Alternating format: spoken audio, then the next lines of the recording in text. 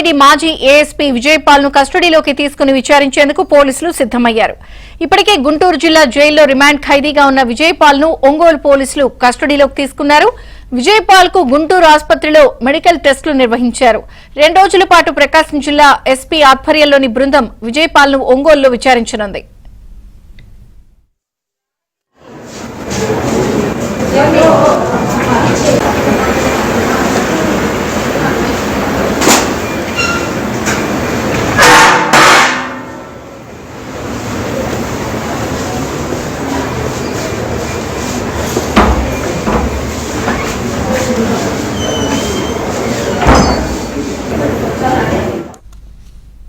మాజీ ఎంపీ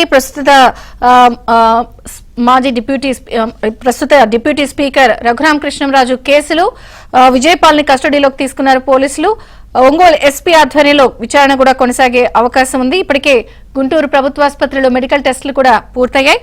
పూర్తి సమాచారం గుంటూరు ప్రతినిధి సాంబశివరావు అడిగి తెలుసుకుందాం. సాంబశివరావు, విజయ చంద్రిక రఘురామకృష్ణంరాజు కస్టోడియల్ టార్చర్ కేసుకు సంబంధించి గుంటూరు జిల్లాలో రిమాండ్ ఖైదీగా ఉన్న అప్పటి సిఐడి ఏఎస్పీ విజయపాల్ ను కోర్టు పోలీసుల కస్టడీ విచారణకి ఆదేశించింది. 2 రోజుల పాటు కస్టడీ విచారణకి ఆదేశించిన నేపథ్యంలో ఈ రోజు ఉదయం 10 గంటల నుంచి రేపు సాయంత్రం 5 గంటల వరకు విజయపాల్ ను పోలీసులు విచారణ చేసుకోవచ్చు అంటూ కూడా కోర్టు ఇచ్చిన ఆదేశాల మేరకు ప్రస్తుతం ఈ కేసు ప్రకాశం జిల్లా ఎస్పీ విచారణ అధికారి నేపథ్యంలో ప్రకాశం జిల్లా పోలీసులు ఉదయం 10 గంటలకే గుంటూరు జిల్లా జైలు వద్దకు వెళ్లి విజయపాల్ అదుపులో తీసుకొని గుంటూరు జీజీహెచ్ లో వైద్య పరీక్షల అనంతరం అతను ఆరోగ్యంగా ఉన్నారని నిర్ధారించుకున్న తర్వాత ఒంగోలు ప్రకాశం ఎస్పీ కార్యాలయానికి తీసుకెళ్లారు. ఈ రోజు రేపు 2 రోజుల పాటు విజయపాల్ ని రఘురామకృష్ణరాజు కస్టోడియల్ టార్చర్ కేసులో విచారణ చేపడుతున్నారు. గతంలో అరెస్టు చేసే సమయంలో అతను విచారణకు ఎలాంటి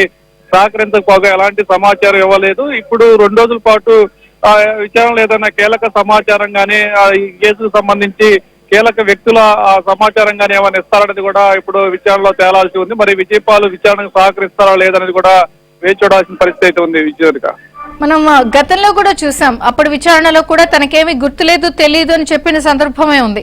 మరి ఈసారి కూడా ఏమైనా కీలకమైన వ్యక్తులు ఎవరి ఆదేశాలతో చేశారు ఇవన్నీ ఏమైనా చెప్పే అవకాశం ఉందా?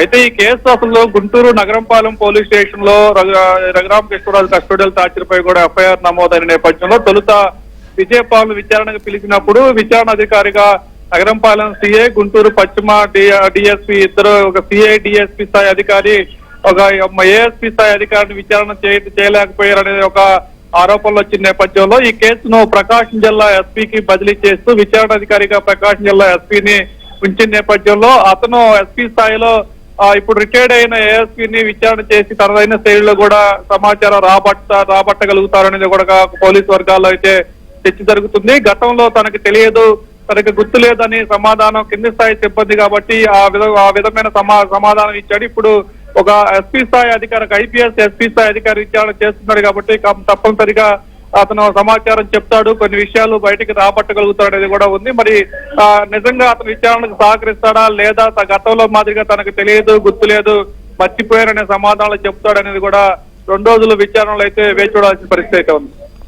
Thank you Sambasivarao.